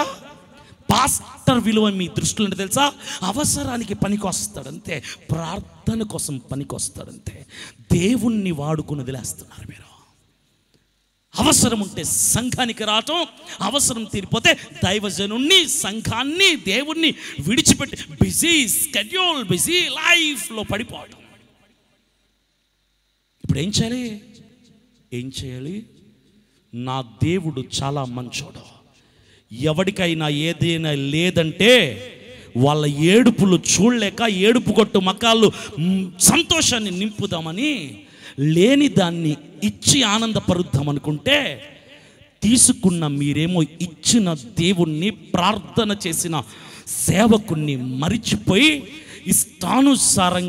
ఇష్టానుసారంగా మీరు బతికేస్తే, దేవుడు ప్రేమామయుడే, గుర్తుపెట్టుకో. కోపమే కనుక వస్తే ఏదైనా ఇవ్వగలిగిన సమర్థుడైన నా దేవుడు ఇచ్చిన దాన్ని తిరిగి తీసుకోగలిగిన సమర్థవంతుడు. ఇప్పుడు కొట్ర చప్పట్లో చెప్పిన తర్వాత అక్కర్లేదు. నా దేవుడు ఇవ్వగలడు, ఇచ్చిన దాంట్లో నమ్మకంగా లేకపోతే లాగేసుకోగలడు. మీలో ఎవరైనా ఇలాంటి బతుకుతుంటే మార్చుకోండి. అవసరాలు తీరిపోయాక సంఘాన్ని వదిలేసే వాళ్ళు ఉంటే వైఖరి మార్చుకోకపోతే దేవుడు లాగేసుకుంటాడు చెప్తున్నా. అది బిడ్డైనా, ఉద్యోగమైనా, అభివృద్ధి అయినా, లాభమైనా, సంక్షేమమైనా, whatever it is, God will take it off from your life. నీ జీవితంలోంచి ఉన్న ఫలంగా లాగేసుకోగలడు దేవుడు. ఒక సేవకుడిగా చెప్తున్నాను, మీ జీవితాల్లో ఉన్నది పోకముందే సరి చేసుకొని ముక్కు చంపలేసుకుని దేవుని దగ్గరకు వచ్చి కూర్చో. సంఘంలో 7 రోజుల్లో 3 గంటలు దేవుని సన్నిధిలో కేటాయించలేకపోతే ఎవడంటారు నిన్ను? క్రైస్తవుడు అంటారు నిన్ను? I Christian? పనికి మాలిన దొంగ సాకులు చెప్తున్నాం ఆదివారం చర్చికి రాకుండా. జైలుకి వెళ్ళి రేపిస్తు దగ్గరికి మైక్ పెట్టి ఎరా జైలుకి వచ్చామంటే రేపు చేసాను, తప్పు అయిపోయింది సార్ అని చెప్పడాడు. కారణాలు చెప్తాడు. ఎందుకు రేపు చేశాను తెలుసా అని మొదలెడతాడు. హంతకుడి దగ్గరికి వెళ్ళి ఏరా హత్య చేసి జైలుకి వచ్చావు, ఏంటి పరిస్థితి అంటే నేను ఎందుకు హత్య చేశాను తెలుసా అని కారణాలు చెప్తారు. చర్చికి రావట్లేదు అంటే బుద్ధి పొరపాటు అయిపోయింది పాస్టర్ గారు, సరి చేసుకుని సంఘానికి వస్తానండి అని సరి చేసుకొని క్షమాపణ అడిగి సంఘానికి రావాల్సిన క్రైస్తవులు నేను ఎందుకు రావట్లేదు తెలుసా అండి అని సాకులు చెప్తున్నారు. సాకులు. మీ కోరికల అవసరాలని దేవుడు తీర్చాక కరివేపాకులాగా తీసి దేవుడిని పక్కనడేస్తారా? సేవకుడు అంటే మీకు వేస్ట్ గాడ్లా కనిపిస్తాడా? You have to change your way. నీ పద్ధతి, నీ వైఖరి నువ్వు మార్చుకోకపోతే ఉన్న ఫలంగా దేవుడు లాగేసుకోగలడు. ఇచ్చింది దేవుడు, ఆ దేవుని వైపు కదా చూడాల్సింది. దేవుణ్ణి మర్చిపోతే దేవుడు వేసే శిక్ష తట్టుకోవడం ఎవడి వల్ల కాదు. ఆ శిష్యులు ఏం చేశారు తెలుసా? అవకాశం ఇచ్చిన వాడిని మర్చిపోయి వెళ్ళిపోతున్నారు. కష్టం వస్తే ఆయన దగ్గరికి వెళ్ళి ఏడ్చుకొని ఆయన లేకుండా వెళ్ళిపోతున్నారు. ఒక కాంట్రాక్టర్ 3 అంతస్తుల మేడ కన్స్ట్రక్ట్ చేస్తున్నాడు. 3 అంతస్తుల మేడ మీద ఆ స్లాబ్ మీద ఉన్నాడు. చివరి అంతస్తులో ఉండి ఆ కన్స్ట్రక్షన్ అవుతున్న బిల్డింగ్ పైన నుంచి కింద కాంక్రీట్ వర్క్ చేస్తున్న ఆ వర్కర్స్తో పని పడితే, రే బాబు పైకి రా అని పిలవడానికి ప్రయత్నం చేశాడు. కిందున్నోడికి వినపల్లా. ఆ కాంక్రీట్ మిక్సర్ ఆ సౌండ్తో వినపడట్లా పైన ఉన్న కాంట్రాక్టర్ యొక్క పిలుపు. చాలా ట్రై చేశాడు కాంట్రాక్టర్ పిలవటానికి, వాడికి వినపల్లా కిందున్నోడికి. ఈ కాంట్రాక్టర్ ఏం చేయాలనో అర్థం కాక జోబిలో చేయి పెడితే ఒక 100 రూపాయల నోట్ కనిపించింది. ఆ 100 రూపాయల నోట్ తీసి గుండ్రగా ఉండలాగా చేసి బాగా గురిపెట్టి గ్రౌండ్ ఫ్లోర్లో ఉన్నోడి దగ్గరికి ఇసిరి టకా నెత్తి మీద వేస్తే, రేయ్ 100 రూపాయలు దొరికేసారా, 100 రూపాయలు దొరికిందిరా అని 100 రూపాయలు చూపించి ఆనందపడిపోయాడు. వేసినోడు వైపు చూల్లా. వేసినోడికి కోపం వచ్చింది. వేసింది నేను కదరా, నన్ను చూడమని వేస్తే చుట్టూన్నోళ్ళతో ఆనందాన్ని పంచుకుంటావేంటి నువ్వు అని ఈసారి 200 రూపాయల నోటు తీశాడు. 200 తీసి గుండ్రంగా ఉండగా చుట్టి గురిపెట్టి కరెక్ట్గా టకాల్మన్ వాడు తల మీద వేస్తే, రేయ్ 200 దొరికేసాయిరా, 200 దొరికిందిరా అని ఆనందంగా జోలెట్టుకున్నాడు. ఎక్కడి నుంచి దొరుకుతున్నారు నీకు? వర్షపు చినుకుల్లాగా ఆకాశం నుంచి పడుతున్నాయి నోట్లేమన్నా? ఎక్కడి నుంచి వచ్చిందో చూడాలి కదా తలెత్తి. ఆహా, పైన కాంట్రాక్టర్ కోపం వచ్చింది. సర్లే అని చెప్పి ఈసారి మిగిలింది ఒకటే నోటు. ఏంటి? 500.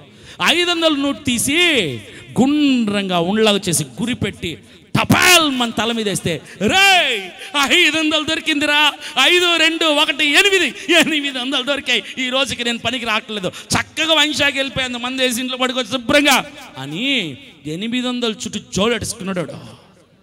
వేసినోడి వైపు చూల్లా. కాంట్రాక్టర్ కోపం వచ్చింది. తీద్దామంటే నోట్లు లేవు. వాడు పైకి చూడట్లా. కాంట్రాక్టర్ వాడు పైకి చూడాలని వేశాడు, వాడు చూళ్ళ. కాంట్రాక్టర్ ఫెయిల్ అయిపోయాడు. ఇప్పుడు కాంట్రాక్టర్కి ఒక ఆలోచన వచ్చింది. ఏంటో తెలుసా? ఆ నేల మీద చూస్తే గుండ్రటి రాళ్ళు కనపడ్డాయి. మంచి పిడికెడంత సైజున్న ఒక రాయి తీసుకుని కరెక్ట్గా గురిపెట్టి ఆ 800 దొరికినోడి దగ్గరికి గురిపెట్టి గురిపెట్టి గురిపెట్టి టకాల్ మన తల మీద వేస్తే అబ్బా అని పైకెట్టి చూశాడు. తలకాయ దెబ్బ పడితే కానీ క్రైస్తవుడికి దేవుడు గుర్తురాడు. దెబ్బ పడితే తప్ప నీకు దేవుడు గుర్తురాడు. ఈరోజు దేవుడు నీకు ఉద్యోగం ఇస్తే చుట్టూన్నాళ్ళతో పార్టీ చేసుకుంటున్నావు, దావత్ చేసుకుంటున్నావు, సెలబ్రేషన్ చేసుకుంటున్నావు, పండగ చేసుకుంటున్నావు, దేవుని మర్చిపోయావు, సేవకుని మర్చిపోయావు. బిడ్డ పుట్టంగానే బంధువులందరినీ పిలుచుకొని mutton biryani, chicken biryani, prawn biryani, fish biryani వండి పెట్టేసుకున్నావు. ఇచ్చిన వాడిని మర్చిపోయావు. అక్కడి నుంచి ఇచ్చిన వాడి వైపు కదా చూడాలి నువ్వు. ఫస్ట్ ఇచ్చినోడి పని అయిపోయింది కదా అని మర్చిపోతే అదే దేవుడు ఒక రాయి తీసుకొని కొట్టడం మొదలు పెట్టాడంటే అప్పుడబ్బా అని పైకి చూస్తావు. అవే నీ జీవితంలో శ్రమలు, అవే నీ జీవితాల్లో అనారోగ్యాలు. దేవుడు రాయి పెట్టి కొట్టాడే, అవే నీ జీవితాల్లో బాధలు దేవుడి వైపు మరలించేవి. నీకు మరలా బుద్ధి తెప్పించేవన్నీ కూడా దేవుడి వైపు మరలించటానికే. ఆ రాళ్ళ దెబ్బలు పడే వరకు ఉంటున్నారు క్రైస్తవులు, దేవుడి వైపు తలెట్టి చూడకుండా. అవసరానికి దేవుణ్ణి వాడుకొని విడిచిపెట్టకూడదు. శ్రమలు తీర్చిన దేవుణ్ణి శ్రమ అయిపోగానే విడిచిపెట్టకూడదు. శ్రమ అయిపోయిన తర్వాత కూడా దేవుని దగ్గరికి వెళ్ళాలి. ఆశీర్వదించబడిన తర్వాత కూడా దేవుని దగ్గరే ఉండాలి. ఆశీర్వదించబడక ముందు దేవుని దగ్గరికి వెళ్ళాలి, ఆశీర్వదించబడ్డాక దేవుని దగ్గరికి వెళ్ళాలి. నిజమైన క్రైస్తవుడి వైఖరి అలా ఉంటుంది. ఆ శిష్యులందరూ కలిసి అవునరా నిజమే దైవజనుడు మనతో లేకపోతే అది చాలా ప్రమాదంగా ఉంటుంది, మనం వెళ్దాం దైవజనుడి దగ్గరికి వెళ్ళి. అందరూ కట్టుకుని మరలా, అయ్యా దైవజనుడా మమ్మల్ని క్షమించు, నువ్వు లేకుండా మేము వెళ్ళిపోవటం ఏంటి, మేము వెళ్తున్నా యోర్దాను నది తీరానికి పని కొరకు, మీరు కూడా మాతో ముందుగా రండి అంటే ఎలీషా ప్రవక్త కాదనకుండా వెంటనే పదండి నేను కూడా మీతో వస్తా అన్నాడు. క్రైస్తవులందరూ చేయాల్సిందంటే తెలుసా? ప్రభువా నాకు నువ్వు ముందుగా నడుస్తావా, నాకు నీ తోడు కావాలి, నాకు నీ సన్నిధి రావాలి, నీ ప్రసన్నత నా మీద ఉండాలి, నీ కృప నాకు కావాలి ప్రభా. నాకు నువ్వు లేకపోతే బ్రతుకు ముందుకు సాగదు. నీ సన్నిధి నాకు లేకపోతే నేను భయపడిపోతాను. నీ తోడు నాతో లేకపోతే నేను జారిపోతాను, నేను పడిపోతాను, నేను బద్దలైపోతాను. నాకు నీ సన్నిధి కావాలి. I need your presence O Lord in my life, in every step of my life. నా జీవితంలో నేను వేసే ప్రతి అడుగులో నాకు నీ తోడు కావాలి ప్రభువా. అడుగుతున్నావా? నీ జీవితంలో నువ్వు వేసే ప్రతి అడుగుకి ముందుగా ఎవరు తోడు రావాలి? దేవుడు. నాకు ముందుగా నువ్వు నడువు ప్రభువా. దేవుడు నీకు ముందుగా నడిస్తే అది నీకు ఆశీర్వాదం. అడుగుతావే, ప్రభువా నన్ను ముందు పెట్టు ప్రభువా, కాలేజ్లో స్టడీస్లో నన్ను ముందు పెట్టు ప్రభువా, ఉద్యోగంలో నువ్వు ముందు పెట్టు ప్రభువా, నన్ను వ్యాపారంలో ముందు పెట్టు ప్రభువా. ముందు నన్ను నువ్వు ముందు పెట్టరా వేధవా అంటాడు దేవుడు. ఏమంటాడు? నన్ను ముందు పెట్టు, నువ్వు ఆటోమేటిక్గా నేను ముందు పెట్టు. Give respect. అది దేవుడు కూడా అదే అంటాడు. నిన్ను ముందు పెట్టాలంటే ఫస్ట్ నువ్వు నన్ను ముందు పెట్టు, ఆటోమేటిక్గా అన్నిట్లో నిన్ను నేను ముందు పెడతా. అర్థమైందా? ముందు దేవుణ్ణి ముందు పెట్టు, అన్నిట్లో దేవుడు నిన్ను ముందు తీసుకొస్తాడు. నువ్వేమో దేవుణ్ణి అలా చివర పడేసి నన్ను ముందు పెట్టు ప్రభా అంటే పెట్టడు. ఎలా ఉండాలి? నా నడకలో నువ్వు తోడుగా రా ప్రభా, నా అడుగులో నీ అడుగు వేయి ప్రభా. ఇది క్రైస్తవుడు అడగాల్సినటువంటి కోరిక. నా నడకలో నీ అడుగు ఉందని, నా శ్వాస కేవలం నీ కృప మాత్రమేనని, నీవు లేకుండా నా పయనం సాగదని,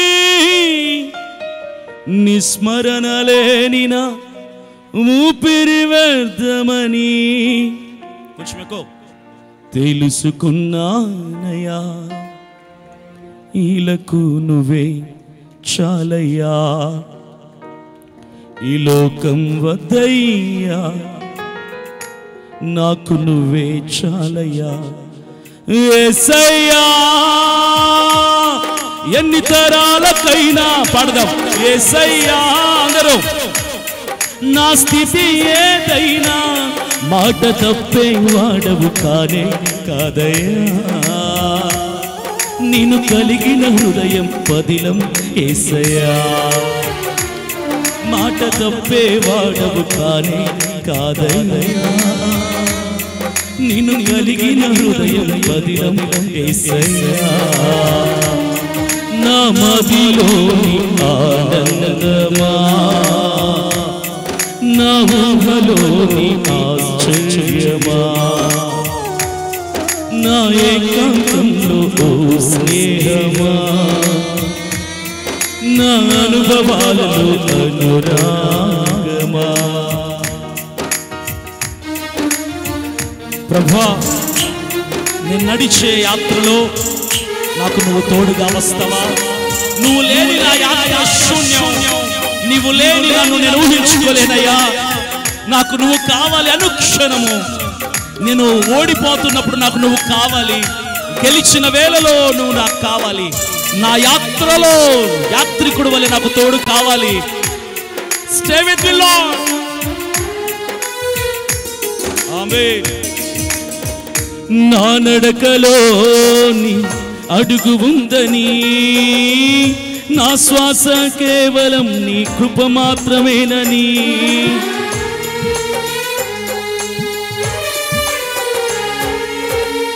నా నడకలో నీ అడుగు ఉందని, నా శ్వాస కేవలం నీ కృప మాత్రమేనని, నీవు లేకుండా నా పయనం సాగదని, నీ స్మరణ లేని నా ఊపిరి వ్యర్థమని, నీవు లేకుండా నా పయనం సాగదని, నీ స్మరణ లేని నా ఊపిరి వ్యర్థమని తెలుసుకున్నానయ్యా. ఇలకు నువ్వే చాలయ్యా, ఈ లోకం వద్దయ్యా, నాకు నువ్వే కావాలయ్యా. యేసయ్యా ఎన్ని తరాలకైనా, యేసయ్యా నా స్థితి ఏదైనా మాట తప్పే వాడవు కానే కాదయ్యా. నీవు కలిగిన హృదయం పదిలం యేసయ్యా. మాట తప్పే వాడవు కానే కాదయ్యా. నేను కలిగిన హృదయం పదిలం యేసయ్యా. నా మదిలోని ఆనందమా, నా ఊహలోని ఆశ్చర్యమా, నా ఏకాంతంలో ఓ స్నేహమా, నా అనుభవాలలో అనురాగమా. యేసయ్యా, నాకు నువ్వు తోడుగా రావాలయ్యా. నువ్వు లేని నా జీవితాన్ని నేను ఊహించుకోలేను. గెలుపైనా ఓటమైనా నాకు నువ్వు కావాలి. నాకు ముందు నువ్వు రావాలి. ఆ శిష్యులు ఆ దైవజనుడిని వెంట పెట్టుకొని వెళ్ళారు. ఆ దైవజనుడు ముందుగా వెళ్ళాడు.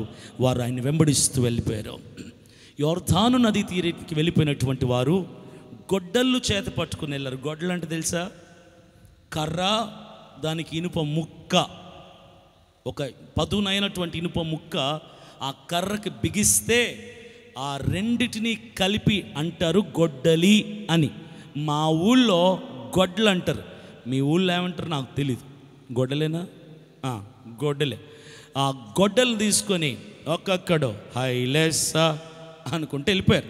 వెళ్ళిపోయిన తర్వాత, రే నువ్వు ఆ చెట్టు దగ్గరికి వెళ్ళు, నేను ఈ చెట్టు దగ్గరికి వెళ్తా, నువ్వు అటు వెళ్ళరా అని ఒక్కొక్కడు చెట్టును పంచుకున్నారు. ఈడో చెట్టు దగ్గరికి వెళ్ళాడు. ఈడెవడో మహా తొందరపాటు వాడు. మహా తొందర. ఏం తొందర? అందరికంటే ఫస్ట్ రావాలి, అందరికంటే ముందు నేనే పని అయిపోయాలి, అందరిలో గ్రేట్ అనిపించుకోవాలి, మంచిదే అనుకుంటే అని పని మొదలుపెట్టాడు. పని మొదలుపెట్టి ఆ గొడ్డలు తీసుకుని టకా టకా అని దెబ్బలేస్తున్నాడు. గొడ్డలికి ఉన్నటువంటి స్వభావం ఏంటో తెలుసా? గొడ్డలు ఎప్పుడైనా వాడిన వాళ్ళు ఉన్నారు ఇక్కడ? వాడిన వాళ్ళు ఉంటే అర్థమవుతుంది. గొడ్డలిని ఒక 5-10 దెబ్బలు వేసిన తర్వాత కర్రకు బిగించిన ఇనుప ముక్క కాస్త లూజ్ అయితే ఆ కర్రనిలా పట్టుకొని నేల మీద టపా టపా టపా కొడితే ఆ నెత్తి బిగుసుకుపోద్ది, మళ్ళీ బిర్రుగా అయితే టైట్గా ఫిట్ అవుతుంది. తర్వాత మరలా కొడతారు, మరలా బిగించుకుంటారు. అది వాడే పద్ధతి. వాడికి తొందర ఎక్కువ కదా, తొందరపాటు వాడికి ఆలోచన వివేచన ఉండదు. వాడు పని అయిపోవాలనుకున్నాడు. 10 దెబ్బలేసి 20 దెబ్బలేసి 30 దెబ్బలేసి, రే మీ అందరికంటే సూపర్ ఫాస్ట్ నేనే, మీ అందరిలో గ్రేట్ నేనే, ఒక్క దెబ్బ కొమ్మ తెగిపోద్ది, చివరి దెబ్బ చూసుకోండి నా దెబ్బ అని గొడ్డలి అలా లాగి ఇలా కొట్టాడు. కర్ర వచ్చింది చేతుల్లోకి, ఇనుప ముక్క లేదు. ఏం లేదు, ఇనుప ముక్క లేదు. పక్కన వాళ్ళు అన్నారు, రే ఇదిగో నీ గొడ్డలకి బిగించి ఇనుప ముక్క ఉందే, గాల్లో ఎగురుకుంటూ వెళ్ళిపోయి నీటిలో పడిపోయిందిరా, పని అయిపోయిందా ఇప్పుడు అంటే? ఎక్కడైపోయింది పని? పని అయిపోలా, ఇనుప ముక్క నీటిలో పడిపోయింది. అమ్మో ఇది అసలే నాది కూడా కాదరా బాబు, పక్కింటోడి దగ్గర తెచ్చుకున్నాను తర్వాత ఇస్తానని అని ఏడటం మొదలుపెట్టాడు. ఏం చేశాడు? ఏడవటం మొదలుపెట్టాడు. తడివిసిన తర్వాత గుడిసె కప్పుకున్న ఏమంట తెలుసా? తెలివి తక్కువ దద్దమ్మా అని అంటారు. తడవక ముందే సెట్ చేసుకోవాలా. దీపం ఉండగానే ఇంటిని చక్కబెట్టుకునేవాడిని తెలివిపరుడు అంటారు. దీపం అయిపోయేటప్పుడు చూద్దాంలే, ఇంకాస్త డీజిల్ ఉందిలే, ఇంకాస్త కిరోసిన్ ఉందిలే, ఇంకాసేపు వెలుగుతుందిలే, ఆరిపోయేటప్పుడు చూద్దాంలే అనుకునేవాడిని ఏమంటారు తెలుసా? బుద్ధిహీనుడు అంటారు. ఆడేం చేశాడు తెలుసా? ఆ శిష్యుడు ఏం చేశాడు తెలుసా? అది బిగించుకోవాలి కదా. ఆ ఆయుధం చేతిలో సరిగ్గా ఉంటేనే పని పూర్తయింది. వాడి కాన్సన్ట్రేషన్ అంతా పని మీదే, పనికొచ్చే ఆయుధం మీద లేదు. అందుకే పని మధ్యలో అర్ధాంతరంగా నిలిచిపోయింది, పడిపోయింది, నీటిలో పడిపోయి అది అలా అడుగు భాగంలోకి వెళ్ళిపోయి ఇనుప ముక్క బురదలో ఇరుక్కుపోయింది. The axe fell in the water, went deeper and deeper and deeper and deeper. It stuck in the mud. బురదలో ఇరుక్కుపోయింది ఇనుప ముక్క. ఇది ఏడవటం మొదలుపెట్టాడు. పోయిన దానికోసం ఏడవటం మొదలుపెట్టాడు. ఈరోజు మీలో చాలామంది ఇలా ఏడుస్తూ ఉంటారు. పోయిన దాన్ని బట్టి, ప్రభా నా జీవితంలో ఆశీర్వాదాన్ని కోల్పోయానయ్యా, అభిషేకం పోయింది ప్రభా, ఆరోగ్యం పోయింది ప్రభా, ఆశీర్వాదాన్ని కోల్పోయానయ్యా, నా క్షేమం పోయిందయ్యా, నా ఉద్యోగం పోయిందయ్యా, నా లాభం పోయిందయ్యా. ఏదేది పోగొట్టుకున్నారో తెలియదు. పోగొట్టుకున్న తర్వాత ఏడట మొదలు పెడుతున్నారు. నీ చేతుల్లో ఉన్నప్పుడే సరి చేసుకోలేదైనా, నీ ఒంట్లో ప్రాణం ఉన్నప్పుడే, ఆత్మ నీలో ఉన్నప్పుడు ఏం చేయాలి తెలుసా? సరి చేసుకోవాలి. నిన్ను నువ్వు పర్ఫెక్ట్గా ప్రతిరోజు నిన్ను నువ్వు చెక్ చేసుకుంటూ పని సాగించాలి.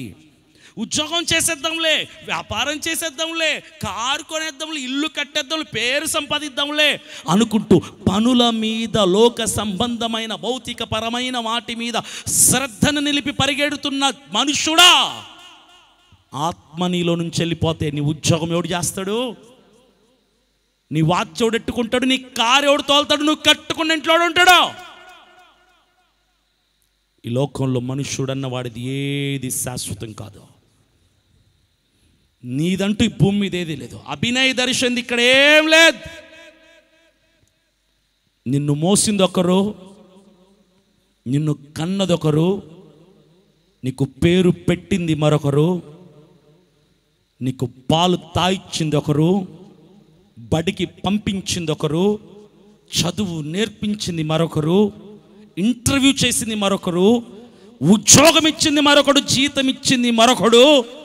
చివరికి నువ్వు చచ్చిపోతే నీ పెట్టె చేసేది మరొకడు, నీ పెట్టె మీద మూతెట్టి మేకులు కొట్టేది మరొకడు, నిన్ను మోసుకెళ్ళేది మరో నలుగురు, నిన్ను సమాధి చేసేది మరి కొందరు. పోయాక నీ ఫోటో గోడకెట్టి దండేసి నీ పేరు చెప్పుకొని చికెన్ బిర్యానీ, మటన్ బిర్యానీ తిని సూపర్గా చేశారు రా, వంట టేస్టీగా బాగుంది అని చెప్పేది కూడా మరొకడే. నీ బతుకులో నువ్వు ఎక్కడున్నావా? ఎక్కడున్నావు నీ బతుకులో? నువ్వు ఉన్నావు నీ బతుకులో నువ్వు ఎక్కడైనా? అభినయ దర్శన్ పోతే ఈ సూట్ కలర్ బాగుందిరా అని నేను చచ్చాక 4 రోజులకి ఎవడో ఒకడు వస్తాడు, మావాడు ఈ సూట్ అడిగేస్తాడు. నేను పోతే ఈ వాచ్ ఒకడు పెట్టుకుంటాడు, నా కారు ఒకడు వాడుకుంటాడు, నా బండి ఒకడు వాడుకుంటాడు, నా ఇల్లు ఒకడు వాడుకుంటాడు. ఏది నాది భూమి మీద? నాదంటూ ఈ భూమి మీద ఏది లేదు. నా ఆత్మ నాలో ఉన్నంత వరకే. ఆత్మ నాలో నుంచి పోకముందే నేను దేవునితో ఉన్నటువంటి సంబంధాన్ని జాగ్రత్తగా కాపాడుకోవాలి. ఒక్కటే స్థిరమైంది, శాశ్వతమైంది, రక్షణ. ఆ రక్షణ మాత్రమే క్రైస్తవుడు పరమునకు పట్టుకొని వెళ్ళగలడు. మిగిలినవన్నీ విడిచిపెట్టాల్సిందే. Everything you have to leave at this world. You have to leave this world with your empty hands. You have to go to the heavenlies. శాశ్వతమైన నిత్య జీవానికి నువ్వు ఒట్టి చేతులతో వెళ్ళాలి, రక్షణను పట్టుకొని వెళ్ళాలి. అది మాత్రమే. ఆ రక్షణని కాపాడుకోవాలంటే ఆత్మ నీలో ఉండంగానే ప్రభువుతో సత్సంబంధాన్ని కాపాడుకోవాలి. ఒక్కసారి ఆత్మ నిన్ను విడిచిపెట్టి పోయిందా తిరిగి రాదు. ఆ గొడ్డలి చేతిలో ఉన్నప్పుడే వాడు సరి చూసుకోవాలి కదా. ఈరోజు ప్రపంచంలో మనుషులందరికీ విలువైనది ఏంటో తెలుసా? What's the most precious thing in this world? అన్నిటికంటే విలువైనది ఏంటో తెలుసా ప్రపంచంలో? ఏంటి చెప్పండి చూద్దాం. What's the most precious thing in this world? అన్నిటికంటే విలువైంది డబ్బా, పేరా, పలుకుబడా, అధికారమా, హోదానా, వెండి వజ్రాల, మణిమాణిక్యాల, సిరి సంపదలా? ఏంటివి సార్? ఏంటివి? అన్నిటికంటే విలువైంది.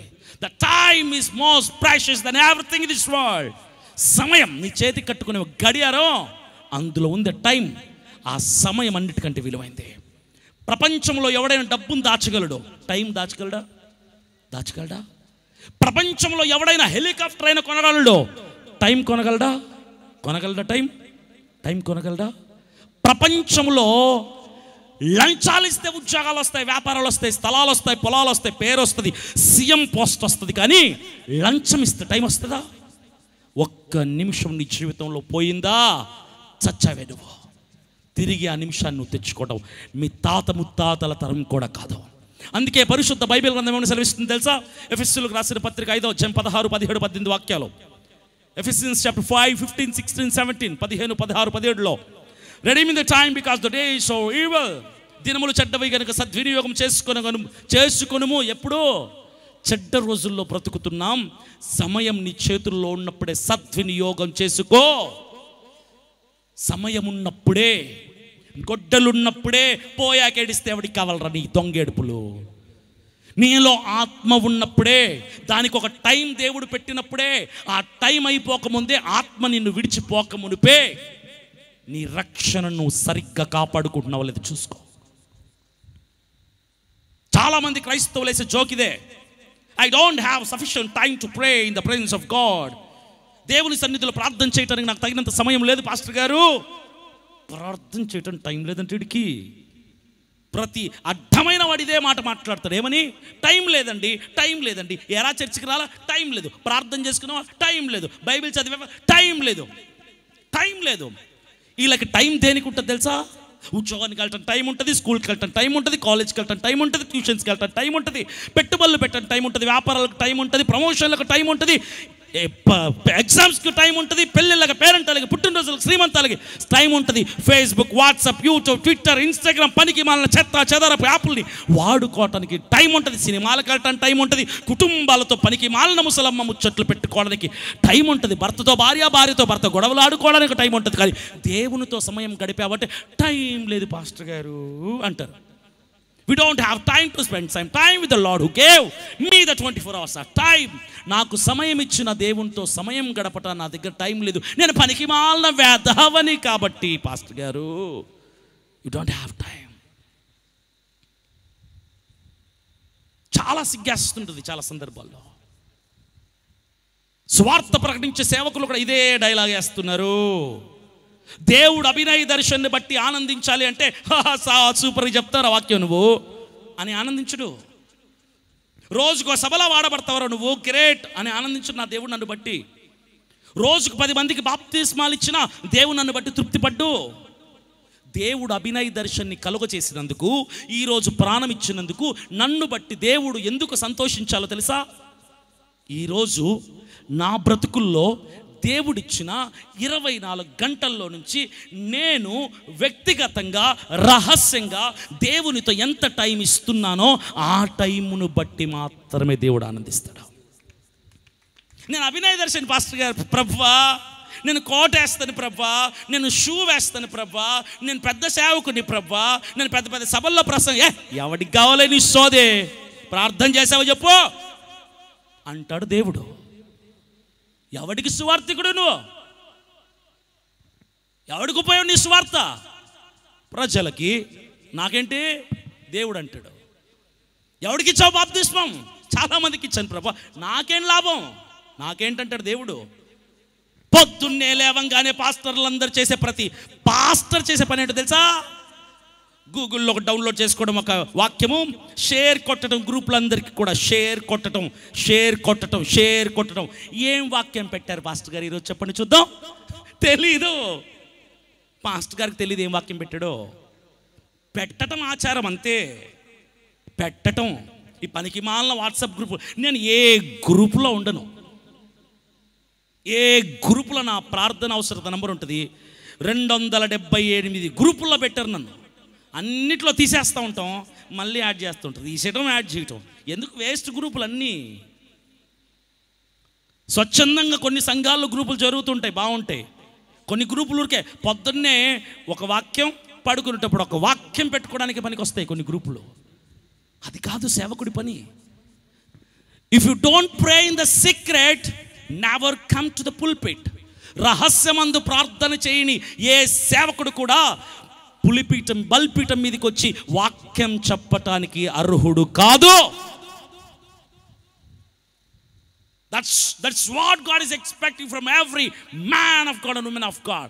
ప్రతి సేవకురాలు నుంచి, ప్రతి సేవకుడి నుంచి, ప్రతి క్రైస్తవుడి నుంచి దేవుడు అడుగుతుంది, ఆశిస్తుంది, ఎక్స్పెక్ట్, ఇమాజిన్ చేస్తుంది అంటే తెలుసా?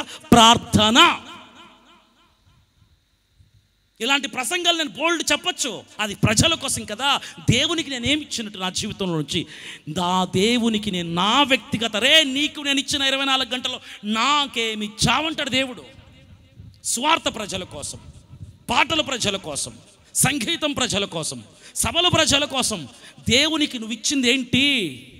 దేవుడు నన్ను అడుగుతాడు, నిన్ను అడుగుతాడు. నీ 24 గంటల్లో కనీసం దేవునికి ఒక 2 గంటలు అరగంట ఇస్తున్నావా?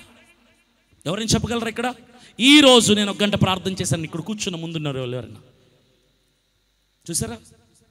దాదాపుగా 1000 మంది ఉంటారేమో, ఒకరెత్తట్లా. అరగంట, పావు గంట ప్రార్థన చేసిన వాళ్ళు ఈరోజు 10 నిమిషాలు, 5 నిమిషాలు, ఇంతకంటే తక్కువ పడితే నన్ను సిగ్గులేనోడు అంటారు. మీటింగ్ అయిపోద్ది కదా, భోంచేయండి శుభ్రంగా, ఇంటికి వెళ్ళిపోండి.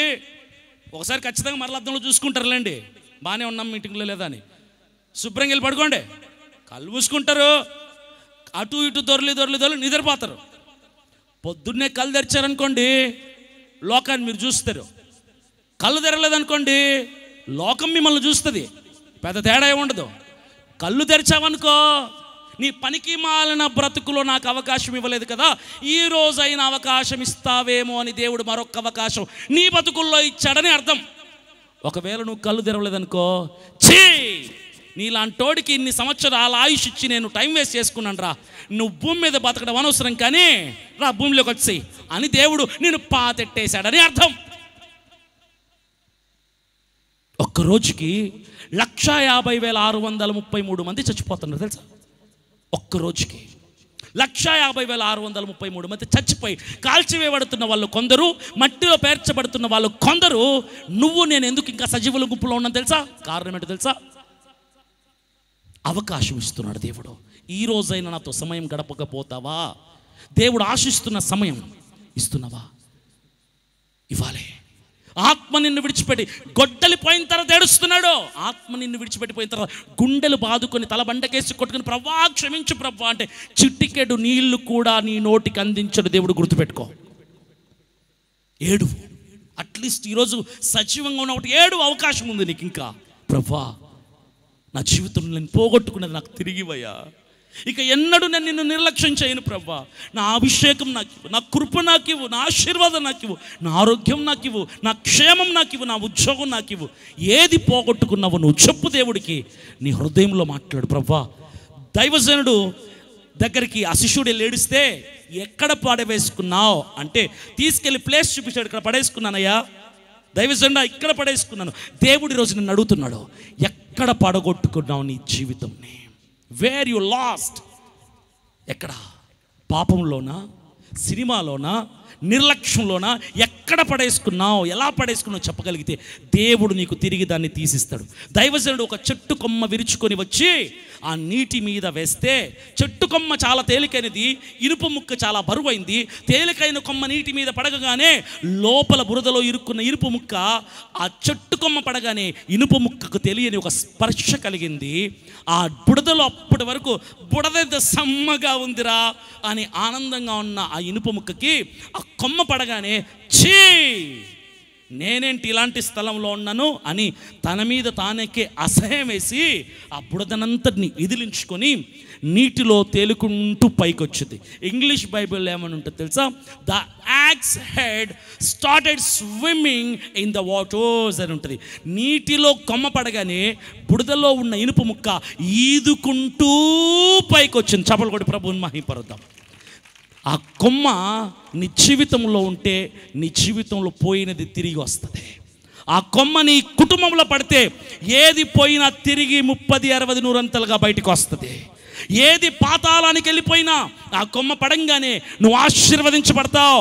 ఈ ప్రసంగం చోటు చేస్తుంటే లుంగి కట్బని వేసుకుని ఒక టవల్ కప్పేసుకుని పరిగెట్టుకుంటే త్రాయ్ ఆ కొమ్మ ఎక్కడుంది మీ పాస్టర్ గారిని నాకు ఇస్తారా?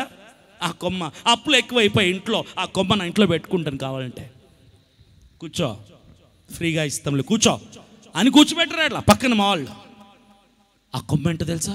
ఫ్రీ ఆఫ్ కాస్ట్, ఉచితంగా దొరికే కొమ్మ అది. పరలోకం అనే చెట్టు నుంచి తండ్రి అయిన దేవుడు క్రీస్తు అనే కొమ్మని విరిచి పాపం అనే భూమి మీద లోకం అనే నీటిలో ఇరుక్కుపోయిన ఇనుప ముక్క లాంటి పాపులని విడిపించటానికి కొమ్మైన క్రీస్తు విరువబడి లోకం అనే నీటిలో వేయబడితే ఆ పాపిగా బురద అనే పాపంలో ఇరుక్కుపోయిన మనిషి విడిపించబడ్డాడు. క్రీస్తు వాడి బ్రతుకులో పడంగానే, క్రీస్తు అనే కొమ్మని బ్రతుకులో పడితే పోయిన సమస్తం నీ జీవితంలో రెస్టోర్ అవుతుంది, రెన్యూ అవుతుంది, రీకన్స్ట్రక్ట్ అవుతుంది. అందరు లేచి నిలబడతాం. Everyone rise up on your feet. Everyone rise up on your feet. అందరు లేచి నిలబడండి. It's your time to realize. It's your time to repent. It's your time to forsake all your sins what you have done in your life. నువ్వు పాపాన్ని ఒప్పుకునే సమయం ఇది. తిరిగి కోల్పోయిన దాన్ని దక్కించుకునే సమయం ఇది. క్రీస్తుని బ్రతుకుల్లోకి ఆహ్వానించు. నామకార్థపు క్రైస్తవుల్లాగా అవసరానికి క్రీస్తుని వాడుకున్నావేమో, అవసరానికి పాస్టర్ని వాడుకున్నావేమో, అవసరానికి సంఘాన్ని వాడుకున్నావేమో, కష్టాలు వస్తే మనుషుల దగ్గరికి వెళ్ళిపోయావేమో, అవసరం తీరిపోయాక దేవుణ్ణి వదిలేసి బ్రతికావేమో, ఇంకా టైం ఉందిలే చూద్దాం, ఇంకా ప్రాణం ఉందిలే చూద్దాం అనుకున్నామో. నిర్లక్ష్యముతో పోకముందే నీ ఆత్మనిలో నుంచి, దేవునితో సహవాసం పోకముందే ఏడు, ప్రభా నా జీవితంలోకి రా ప్రభా, నేను కోల్పోయినదాన్ని నాకు తిరిగిస్తావా?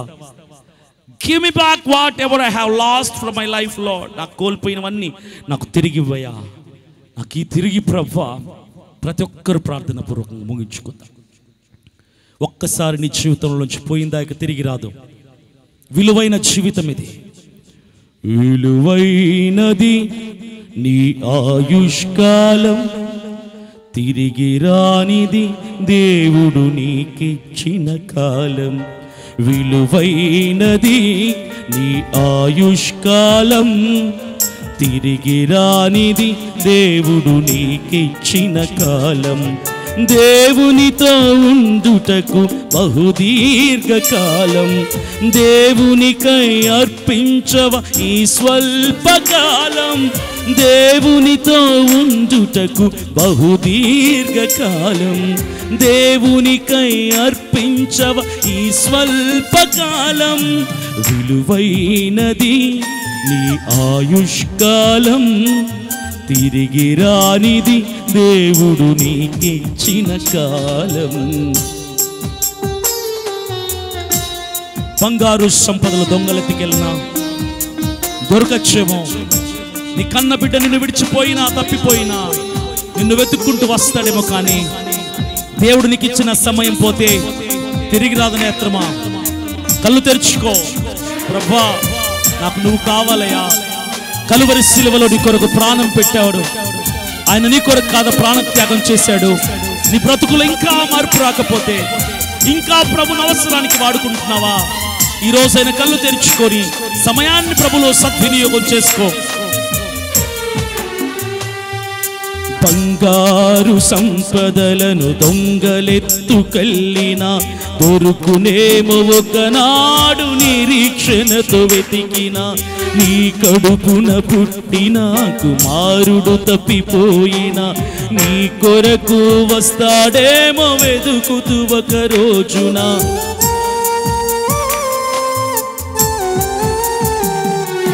బంగారు సంపదలను దొంగలెత్తుకెళ్ళినా దొరుకునేమో ఒకనాడు. నిరీక్షణతో వెతికినా నీ కడుపున పుట్టిన కుమారుడు తప్పిపోయినా నీ కొరకు వస్తాడేమో వెదకు